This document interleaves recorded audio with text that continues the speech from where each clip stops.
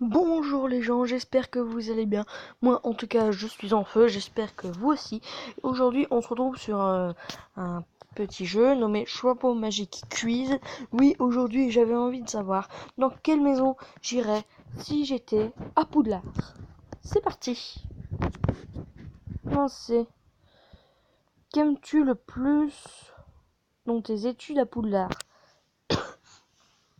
Les passages et chambres secrets, l'amitié, la défense contre les forces ténébreuses, le Quidditch, apprendre des choses sur la nature et les créatures magiques, apprendre tout ce que tu peux. Bah, remarque, c'est bien l'amitié. Les passages, les chambres secrets, ça fait trop mystérieux et tout, c'est trop cool. La défense contre les forces ténébreuses, purée, tu passes pour un héros, mais ça fait quand même pas mal flipper. Le Quidditch, je trouve que c'est un sport extrêmement génial. En fait, sur la nature et tout, je m'en fiche un petit peu des créatures magiques et de la nature.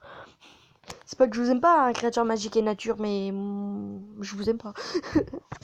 Et apprendre tout ce que tu peux, c'est que tu passes pour le con de la classe qui fait que ah bah tiens, je vais apprendre ça parce que je viens de l'écouter.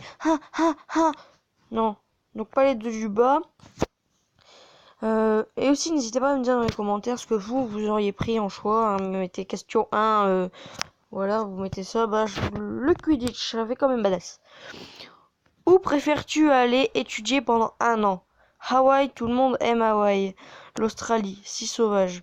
Rome, pleine d'histoire et d'excellente nourriture. New York, bien sûr, tu peux faire ce que tu veux à New York. Ouais, Rome, l'histoire et tout, moi j'adore ça. Que préfères-tu? La sagesse, la vertu, la puissance, la bravoure? En fait, faut tout avoir si tu veux être quelqu'un de bien, donc... Il n'y a pas vraiment de choix, tu peux pas vraiment choisir un truc, donc tu préfères en gros c'est être sage, être fort ou être courageux. Parce que la vertu, je sais pas vraiment ce que c'est moi, mais je m'en fiche en fait. Donc je pense qu'il faut être sage parce que faut être brave parce que comme ça, si t'es brave, tu peux avoir la puissance et l'intelligence avec, tu vois, c'est cool, t'as tout. Tu atteins une intersection. Il y a 4 chemins portant chacun un signe d'avertissement. Quel chemin prends-tu? Attention, créature magique au-delà de cette marque. Attention, pouvoir ténébreux à l'intérieur. Attention, ce chemin est protégé par d'anciens sorts. Attention, seuls ceux qui le méritent peuvent avancer. Avancer. Vous êtes sérieux? Ouais, génial. Ben, je prendrais plus le chemin qui dit qu'il est protégé par d'anciens sorts. Parce que dans ce cas-là, c'est-à-dire qu'il est protégé par des monstres. Pour les sorts de protection, pour le protège des monstres et tout. Donc moi je serai en sécurité dedans vu que je suis gentil. Si ça marche ce que je viens de dire. Donc tu marches seul tard la nuit. Soudain tu vois un vieux bâtiment abandonné où des cris peuvent être entendus. Tu avances prudemment et reviens sur tes pas. Sors ta baguette. Ah pardon, j'ai eu un bug. Sors ta baguette, allons voir ce qu'il se passe. Sors ta baguette mais continue à avancer. Te cache dans l'ombre en essayant de découvrir l'origine des cris. Mais je sors ma baguette et je vais voir ce qui se passe. Imagine, il y a un monstre qui retient en otage des sorciers. Moi, je vais leur sauver la peau, moi. Tu as attrapé un étudiant en train de voler un antidote pour une maladie étrange dans la salle des potions. Un membre de la famille de cet étudiant souffre de cette maladie. Que fais-tu? Le laisser faire, mais en lui disant de ne pas le faire à nouveau. Le laisser faire, c'est contre les lois, mais c'est juste. Dire au prof ce qu'il a fait, il aurait dû faire attention en cours. Dire au prof ce qu'il a fait, c'est interdit après tout.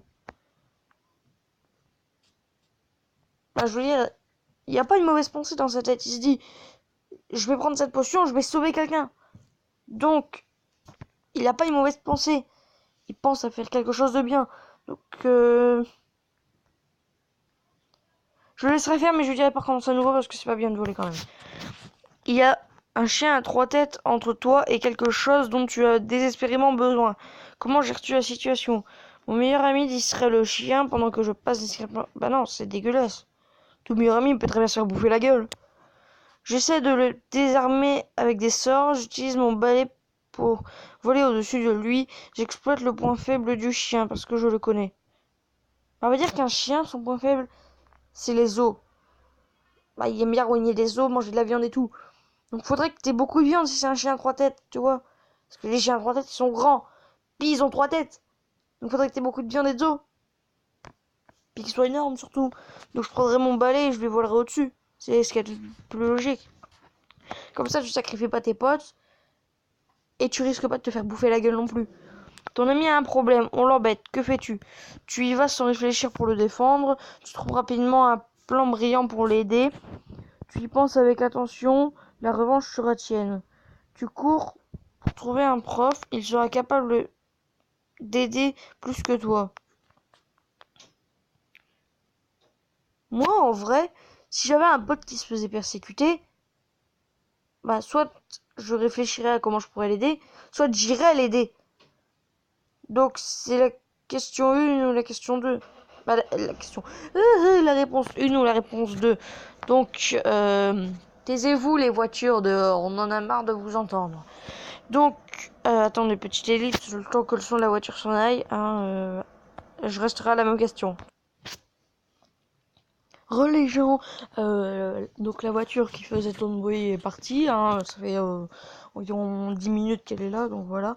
Donc, j'ai réfléchi un petit peu à la question du coup en attendant et je me suis dit que moi sur le coup j'irais le défendre sans réfléchir, sauf qu'après je penserais à un plan brillant pour l'aider, mais si j'allais le défendre sans réfléchir d'abord, il se ferait prendre pour une énorme mauviette encore plus qu'avant et il se ferait encore plus embêter. Donc je pense que je réfléchirais plus à un plan brillant pour l'aider, ce qui serait plus sympa, gauche ou droite.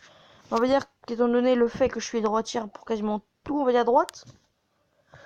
Un étudiant de seconde année t'accuse d'avoir volé sa baguette. Que fais-tu? Essayez de le... Attendez, j'arrive pas à lire ce mot. Essayez de rationaliser avec lui. Pourquoi penses-tu cela? Regarde derrière toi, tes amis sont avec toi. Peut-être qu'il veut simplement s'en prendre à quelqu'un. Le fixer pendant quelques secondes, puis t'éloigner en l'ignorant. Appeler un prof pour qu'il vienne résoudre le problème. Ben, je lui demanderais pourquoi. Si je lui ai pas volé sa baguette, je lui dirais pourquoi tu penses que j'ai volé ta baguette alors que c'est faux. Hein? Donc,